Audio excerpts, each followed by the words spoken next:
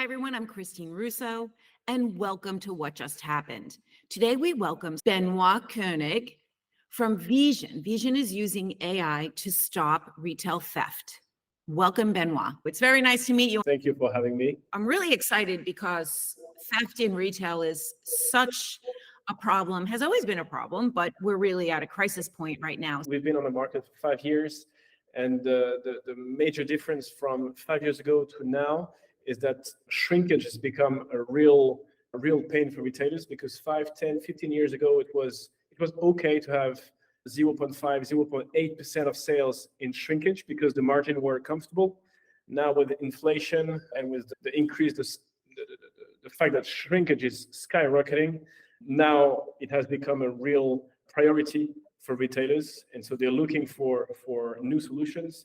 They've been using for years security agents, cameras, RFID tags, and all of this is not sufficient. They still see their shrinkage increasing from 0.8 to 1, sometimes 2% of sales. This is huge. So just for clarification, so we have shrinkage and then we have organized retail crime, and those are very different. That's actual, sort of not on the same playing field as what you're talking about, because shrinkage has been a long-standing metric for retailers, brick and mortar retailers. And as you said, there was like a standard, and that standard has been changing. So it's a bifurcated approach. I mean, the smash and grabs, that's a separate issue. We're talking about typically shrinkage. A lot of it was caused by employee theft. Yeah, so it's very difficult to know the origin of shrinkage. It can be due to employee theft, client theft, and administrative errors. And so you can see, like, usually the numbers that we have in different studies is probably 40, and 20. 40% external, 40% internal, and 20% mistakes. So obviously, with the smash and grab cases that you can see more and more often, it actually increases the external theft proportion. So it's still related. Our technology relies on what we call deep learning. This is a field in artificial intelligence that has proven super successful in image analysis. And we're using those progress in deep learning to apply to video content. So it's much more difficult, but now our technology is able to understand human behavior, a human gesture. And our first use case is detecting any gesture related to shoplifting. Okay, so let's get into the AI conversation. So you built your platform 5 years ago using AI, and you're using not generative AI, but deep learning, computer vision. Is that correct? Yeah, it's really close. Actually, this is another phase that we're going to enter in terms of R&D next year to get into generative AI for video. The next step will be to prompt the AI and to get in return a proper video. So today, our AI is able to understand human behavior, but in the future, our AI will be able to produce video content automatically, because it actually learned a lot to be able to understand human behavior. So it will be able to generate human behaviors in the future. Sure. So how does that connect that back to the retail operations manager of a retail store? So let's start with what you have now, the deep learning human behavior analysis first, because that's what's on the market. And so they can see flagged gestures, hiding something, et cetera. So let's just talk about that for a second. And then what does that look like when you do kind of add on a generative AI layer? Yes, awesome. Our AI relies on different intelligent bricks, and all bricks together, they will provide you the probability of the occurrence of a specific gesture every second. So the algorithm is analyzing what's happening, and every second is able to tell you, okay, in the few seconds I've just seen, this is the gesture that is currently happening. So sometimes you're just grabbing an item and putting that item in a shopping cart, no problem. Sometimes the algorithm understands that a person took a product from the shelf and placed that product in an object that looks like a backpack.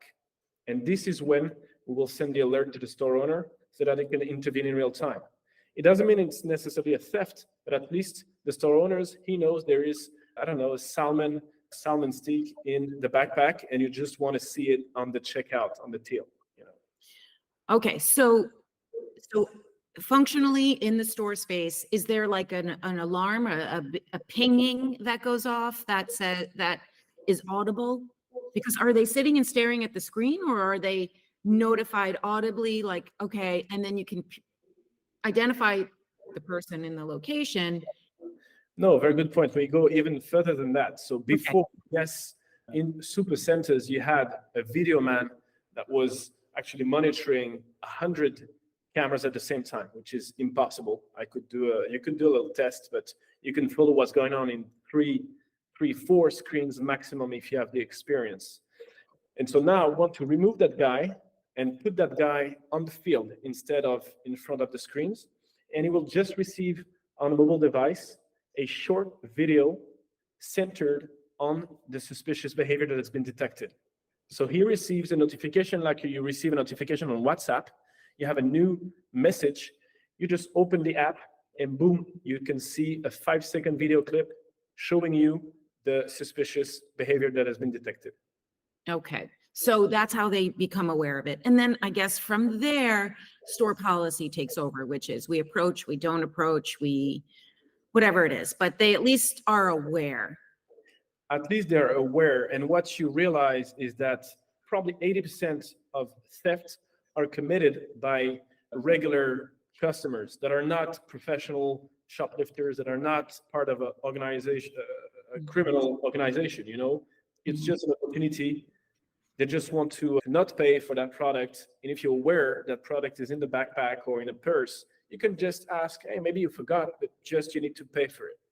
That's the main point. And indeed, for harder cases, that's the store policy. Either they wait and they just get a proof and they can use to start a file with the police, or sometimes we equip a lot of independent store owners. It's their money. They're willing to confront the client in most of the cases. And Right. get back the merchandise. This is just what they want. They really want to get back their items, and the guy can leave the store. Right. Okay. So logistically, it works within store cameras already. So it goes into a store security system. Remind me how the logistics of it works? Exactly. You don't have to change anything. You just have to plug a small box this size containing our technology. And that's really what makes the difference with alternative solutions, is that we made a huge effort in R&D to fit this technology on a small device.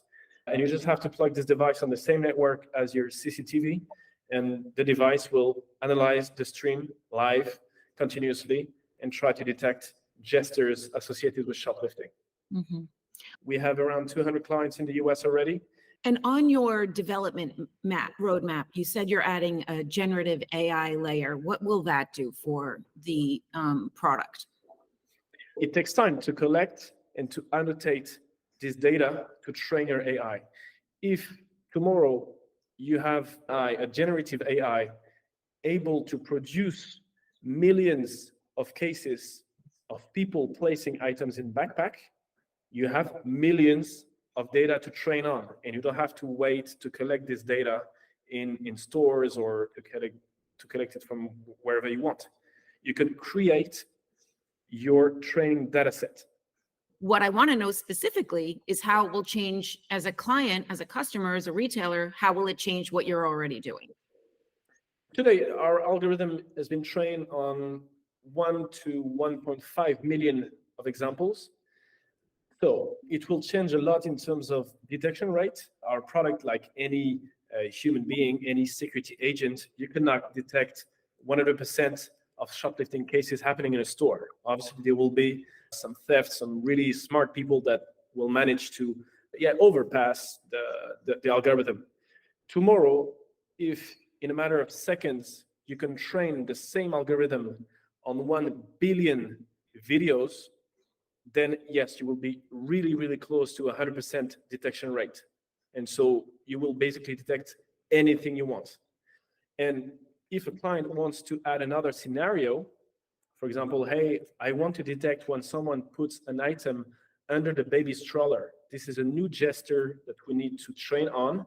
Well, tomorrow we use this generated AI to generate 1 billion video of people placing items below the baby stroller.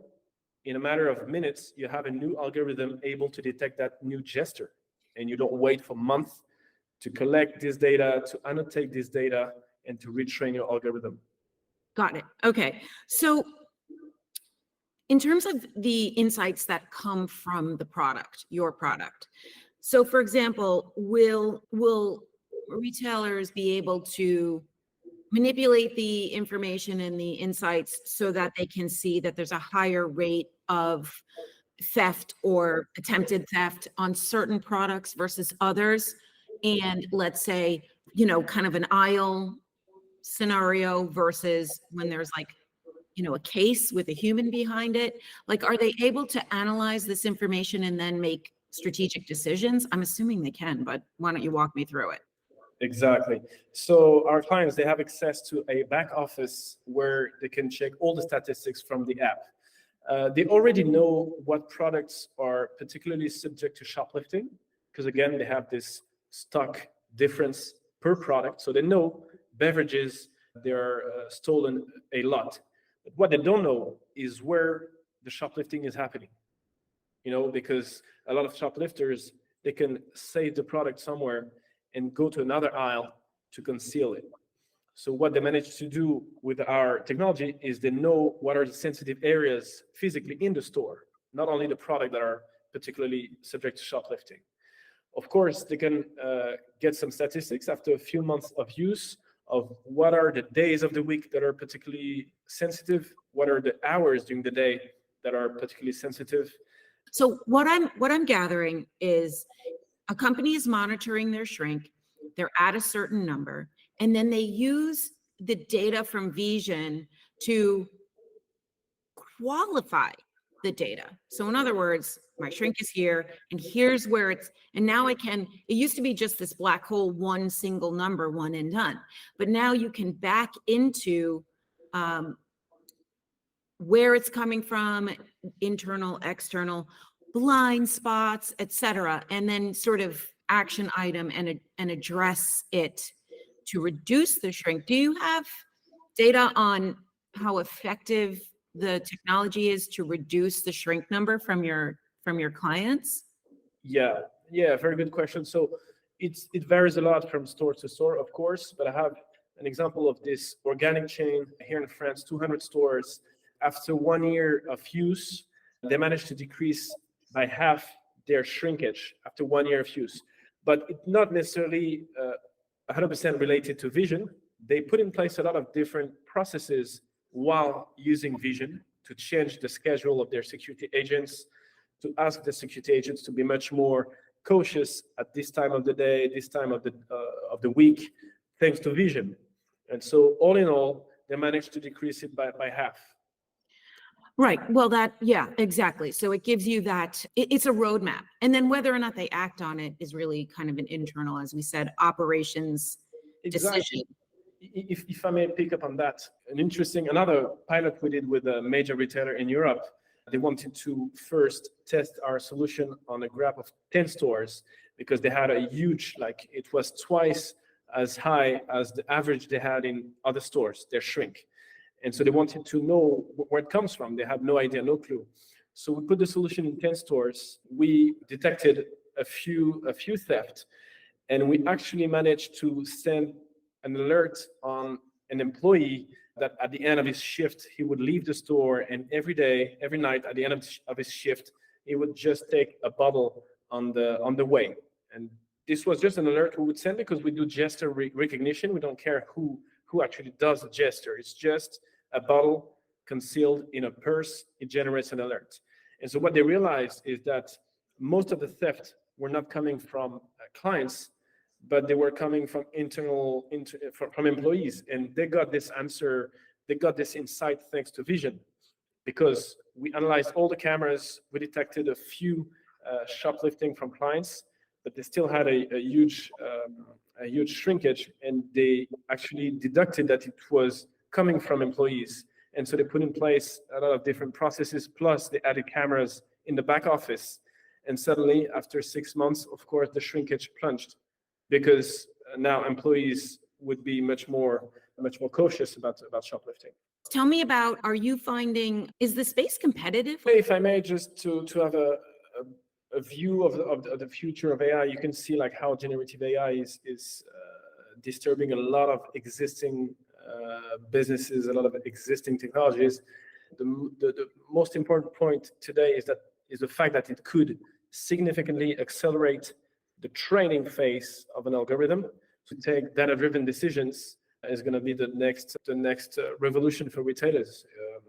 They already try to get some data on the hot and cold zone, warm and cold zone in the shopping floor, to know where people go, where people don't actually go, to know where to place the products. In the future, with gesture analysis, gesture recognition, you will be able to go into much more details to understand exactly what they did, at what time, what product they interacted with, how they interacted with this product, and how we can change the placement or the packaging or whatever to make sure we engage the customer and drive more sales.